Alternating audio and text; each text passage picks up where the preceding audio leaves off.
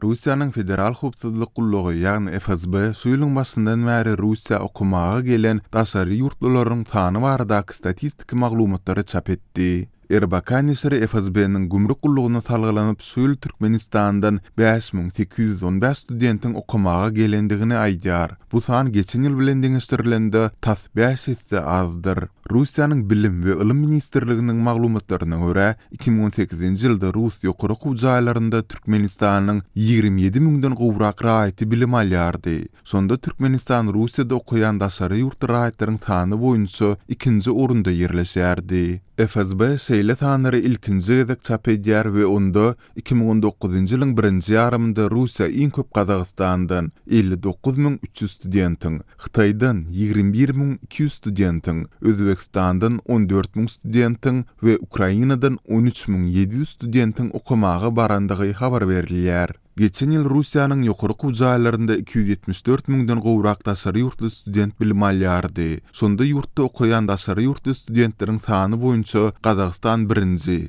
65600 student, Türkmenistan 2-nji 27400 student, Özbekistan 3-nji 25700 student we Hytaý 4-nji 18300 student. Russiýada okuyan türkmen studentleriniň sanynyň birden pese gaçmagy Türkmenistanyň öz raýatlarynyň daşary ýurtlaryň ýokary okuw jaýlarynda bilim almagy bilen bagly çäklendirmeler girizmeginiň iýanyna gabat geldi.